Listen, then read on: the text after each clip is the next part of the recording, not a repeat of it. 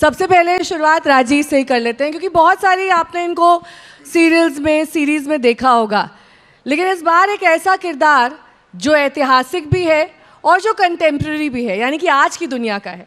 तो राजीव से ही जान लेते हैं कि क्यों उन्होंने इस किरदार को चुना। क्योंकि आपकी जानकारी के लिए बता दूं कि राजीव बहुत बहुत चूजी हैं। हर एक्टर कहता है मैं चूजी हूँ, लेकिन ये आपको बहुत कम पर्दे पर इसीलिए दिखाई देते हैं क्योंकि ये एकदम मतलब कंजूसी से स्क्रिप्ट की शुरुआत करते हैं, और वो इतना पढ़ेंगे उसको, इतना लिखेंगे, फिर बाद में सोचेंगे हाँ चलो कर ही लेते हैं। आदित्य को भी शायद उन्होंने ऐसे ही किया होगा।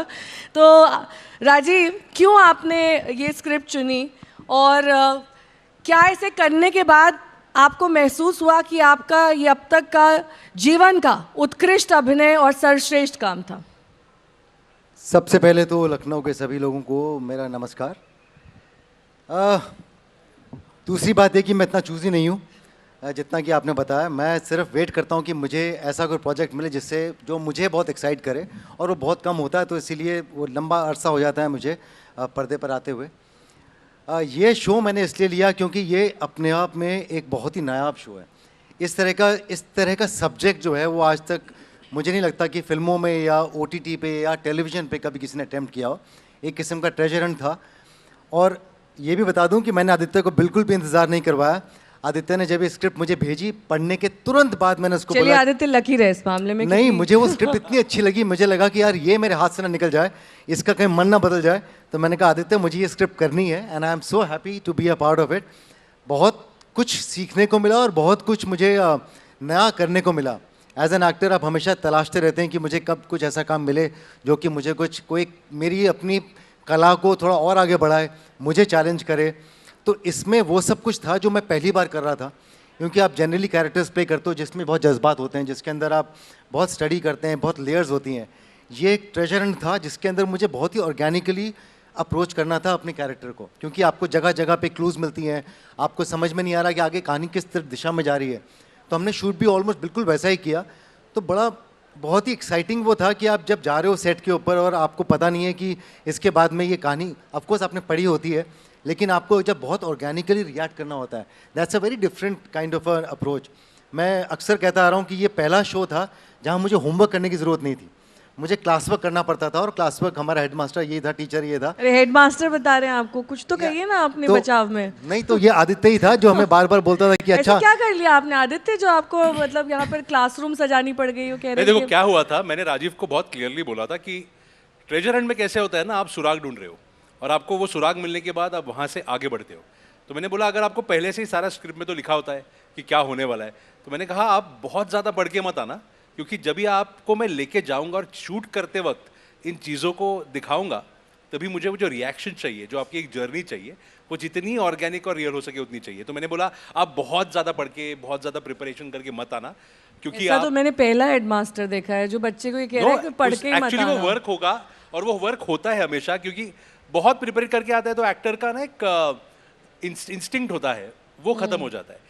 और राजीव का क्या इंस्टिंक्ट है जिसकी वजह से इनका चुनाव आपने किया इस स्क्रिप्ट के लिए, इस रोल के लिए? अगर आप राजीव को पहचानते हो तो आपको पता है कि राजीव खुद एक एडवेंचर सीकर है। ये ट्रैवल बहुत ट्रैवल करते हैं, इतना ट्रैवल करते हैं। इनके बारे में मजेदार बात सुनिए, ये एक ऐसी सीरीज कर चुके हैं जिसमें इन्होंने दुनिया मतलब देश भर में गंगा किनारे वो सीरीज करी, और सिर्फ इस वजह से करी क्योंकि उनको ट्रैवल करना था और उसको एक बहुत ही रस्टिक तरीके से देखना था।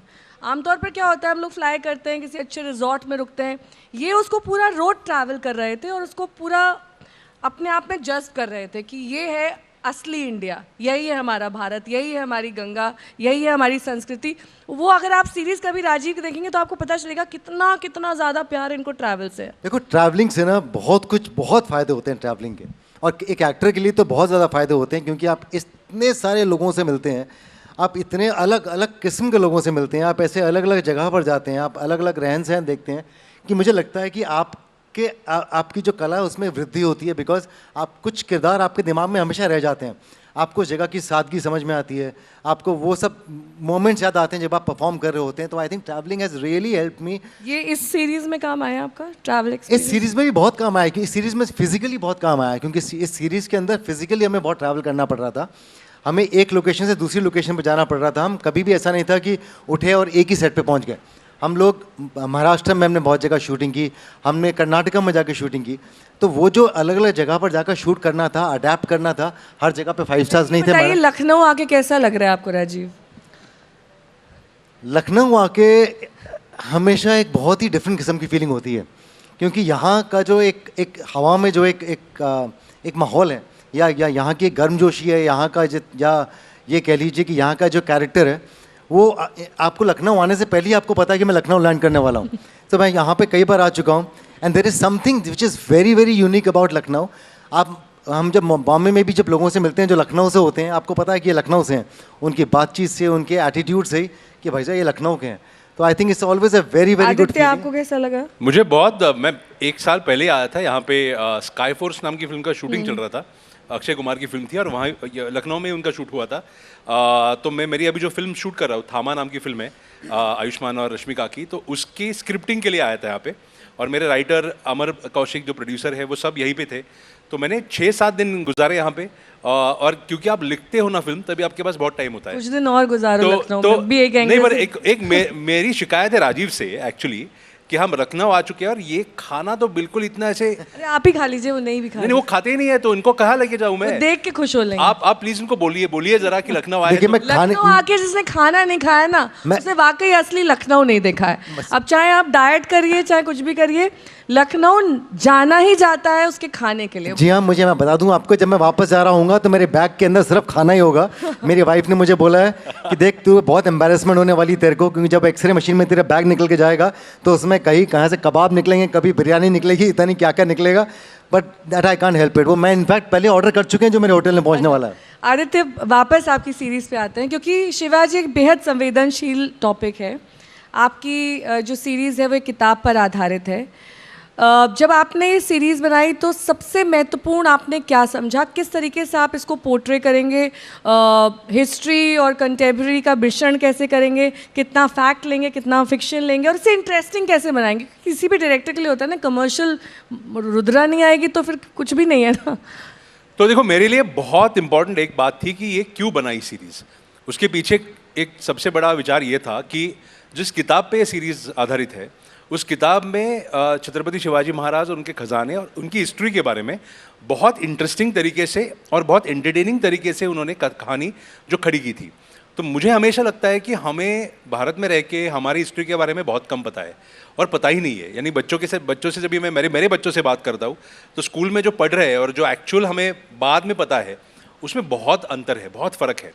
तो मुझे लगा कि अगर कोई एंटरटेनिंग तरीके से उनको ऐसी चीज़ें बताए जो हुई थी, पर जिसको हमने थोड़ा फैक्ट और फिक्शन का मिश्रण करके एक बहुत सस्पेंस, थ्रिलर और एडवेंचर के उस ढांचे में डाल के उन तक पहुंचाए, तो वो देखेंगे और देखने के बाद वो थोड़ा अपना खुद का रिसर्च करेंगे जो एक्चुअली शो के बारे में हो रहा है। तो 31 जनवरी को शो लॉन्च हुआ। किस तरीके का रिस्पॉन्स है? क्योंकि बढ़िया रिस्पॉन्स एक्चुअली लोगों ने कहाँ से, महाराष्ट्र में तो बहुत बड़े लेवल पर रिस्पॉन्स मिला। अभी ऑरमैक्स बोल के कंपनी जो ऑफिशियल रेटिंग देती है, तो अभी नंबर 1 फिक्शन शो है इंडिया में अक्रॉस ऑल प्लेटफॉर्म्स इस हफ्ते का। बहुत लोगों ने उसको देखा है, बहुत लोगों ने बहुत देख रहे हैं। पर मुझे लगता है कैसे है ना, एक इसका सबसे बड़ा यूएसपी जो था वो यही था कि हम ऐसी ऑडियंस तक पहुँचे इस शो को लेके जिनको इतिहास में थोड़ी रुचि है, या नहीं है तो वो रुचि निर्माण हो। और जो इतिहास दिखाया हमने उसमें फिक्शन है, पर एक बहुत इंटरेस्टिंग फैक्ट भी है। और उस किसी फैक्ट ने को काउंटर किया इस पूरे जो आपने डिपिक्शन नहीं किया बिकॉज बहुत सॉलिड बहुत रिसर्च। सारे लोग आ जाते हैं काउंटर करने। हमें डर कि आपने था, जो दिखाया, अरे ये तो हमें सच ही डर नहीं था है। कि लोग करेंगे, पर हमें ये भी एक आत्मविश्वास था कि हमने बहुत तगड़े रिसर्च करके इसको खड़ा किया है। तो अगर कोई भी आएगा तो हमारे पास फैक्ट्स होंगे उसको काउंटर करने के लिए।